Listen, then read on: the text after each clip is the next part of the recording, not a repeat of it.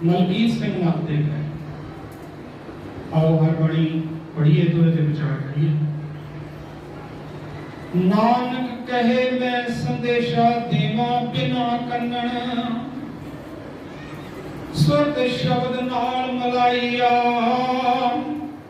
नानक की है निरंकार, नानक निर्गुण, नानक निर्वैर, उदा संदेशा शब्द सुध नाल मिलाई।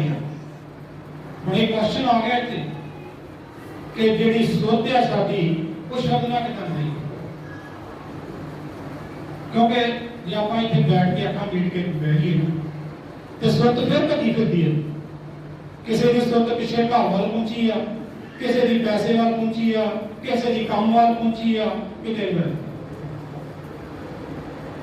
सच्चे पातशाही ने एक कोई क्या सी आए हुए गैर हाजिर ते ना आए हुए हाजिर, ये सोचना नहीं पड़ता। आए हुए गैर हाजिर क्यों क्या कि वो बैठे जरूर है थे पर सुरत पीछे एक लगी हुई, वो गैर हाजिर क्योंकि उन्होंने आत्मा नाल संबंध है। ना आए हुए हाजिर वो इस करके क्या सी कि किसी कारण करके, किसी बीमारी करके, किसी नौकरी करके, किसी अभिनवी करके वो गुस्से नहीं आ सके, पर उसे ही कल पाया कि मैं सच्चे पातशाही के अज सत्संग में नहीं जा सका।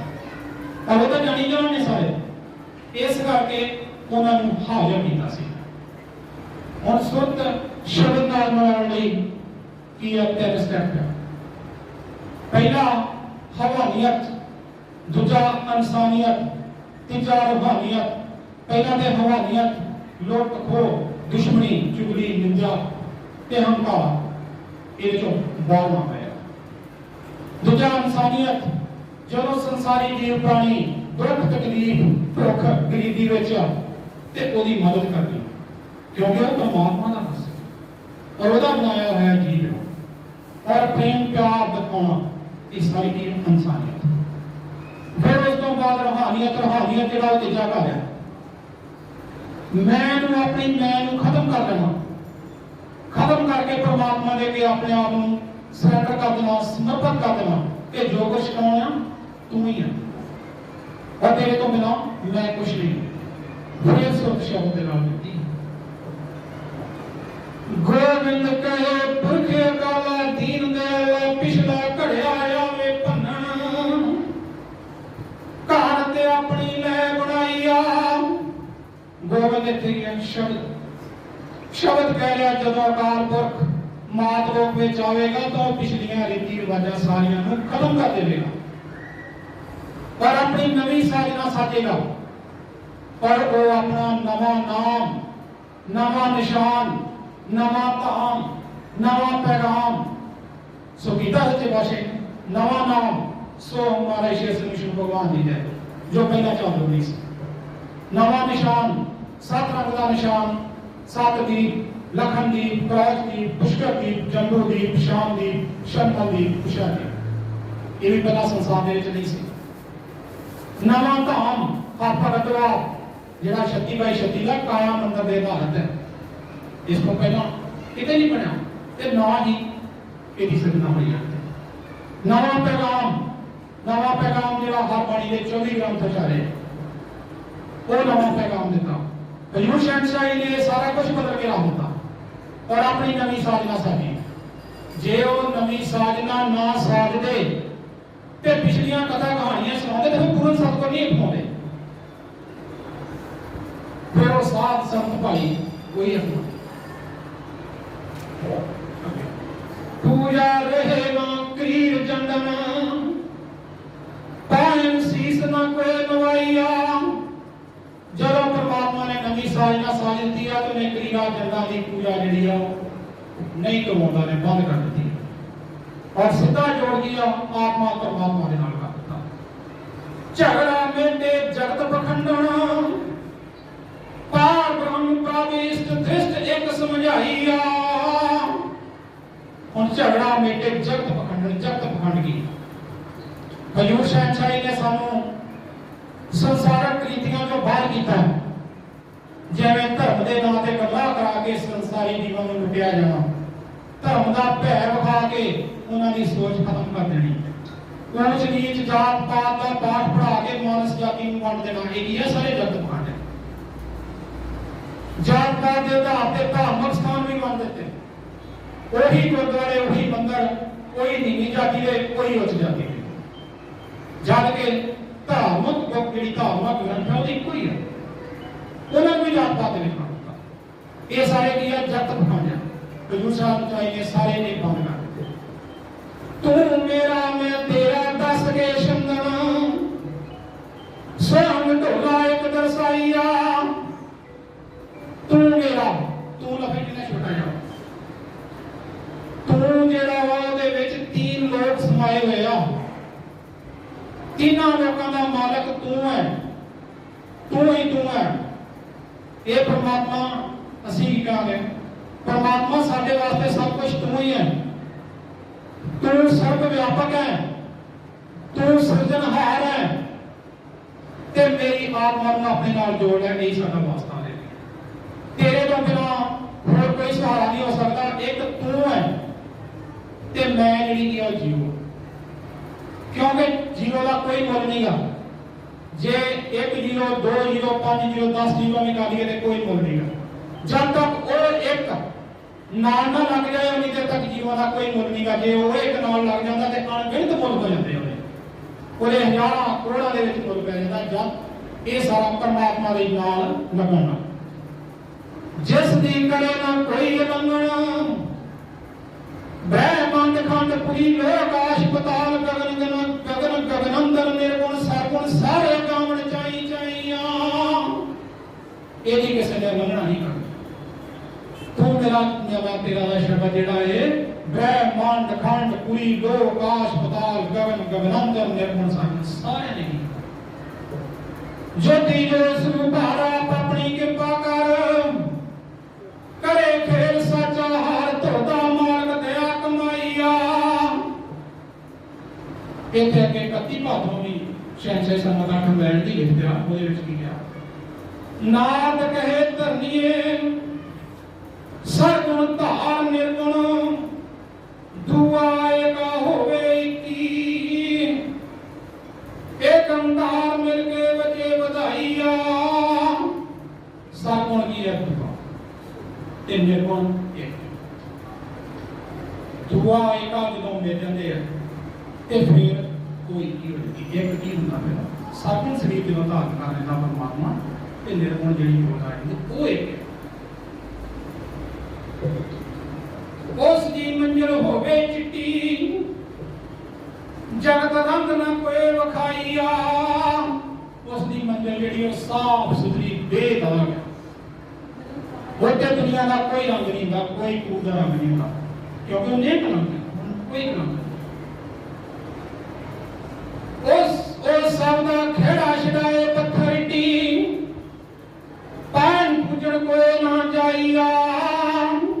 अकाल पुरख परमात्मा जो मातलो के आएगा फिर इट्टा पत्थर की पूजा नहीं करता। उसका वास काया मंदिर अंदर होता है। काया मंदिर में साफ करना पैदा है, उसने विचों बकारा कटना पैदा। इस तरह के सच्चे पातशाह ने 17 पॉइंट लिखाया सीगा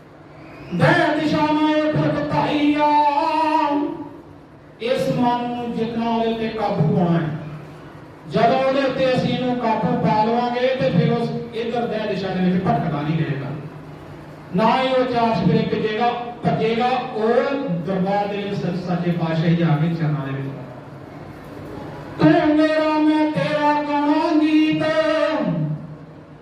ਸੁਣ ਸੱਚ ਪੜਾਈਆ ਤੂੰ ਮੇਰਾ ਮੈਂ ਤੇਰਾ ਕਿਹੜਾ ਇਹੋ ਹੀ ਗੀਤ ਹੈ ਸੱਚਾ क्योंकि तू मेरा मैं तेरा दे विच तुहानू असीं खुद ही आत्म समर्पण करता ਉਹਦੇ ਅੱਗੇ ਸਰੈਂਡਰ ਕਰਤਾ ਇਹ ਸਭ ਕੁਝ ਤੂੰ ਹੀ ਹੈ ਸਾਚਾ ਤੇਰਾ ਮੰਦਰ ਮਸੀਤ